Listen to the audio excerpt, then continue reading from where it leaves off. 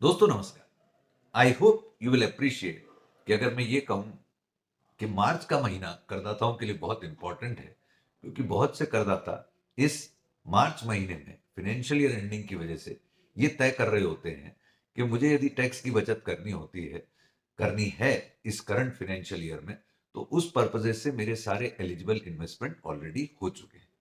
परंतु कालांतर में जिस प्रकार आपने देखा कि न्यू टैक्स रिजीम ज्यादा प्रमोट हो रही है, तो नेचुरली ओल्ड टैक्स रिजीम धीरे धीरे रिडंडेंट होने की वजह से आपके टैक्स सेविंग इन्वेस्टमेंट्स आपके लिए उतना लाभप्रद from tax saving point of view नहीं रहने वाले। तो कहने का तात्पर्य यह है दोस्तों कि मार्च महीने में टैक्स प्लानिंग उन लोगों के लिए तो इंपॉर्टेंट है जो ओल्ड टैक्स रिजीम में रहेंगे।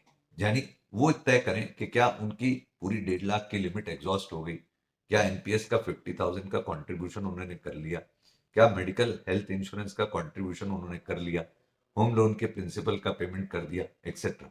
परंतु न्यू टैक्स रिजीम में इन डिडक्शंस का कोई रिलेवेंस नहीं होने की वजह से आपके लिए मार्च मंथ उस तरह से बिजी मंथ नहीं होगा।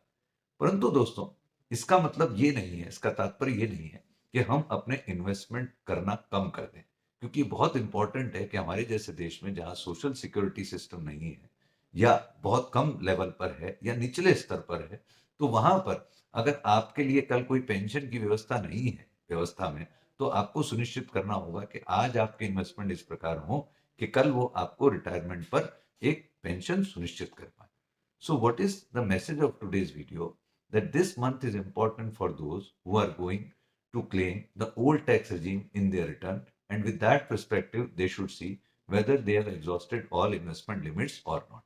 लेकिन ऐसे लोग जो न्यू टैक्स रिजीम में हैं, उनको भी मेरा मैसेज ये है कि चाहे वो टैक्स सेविंग इन्वेस्टमेंट ना करें, परंतु इन्वेस्टमेंट की अपनी प्रवृत्ति को जरूर कायम रखें, ताकि भविष्य में कोई सोशल सिक्योरिटी सिस्टम उनके लिए वो स्वयं क्रिएट कर सके।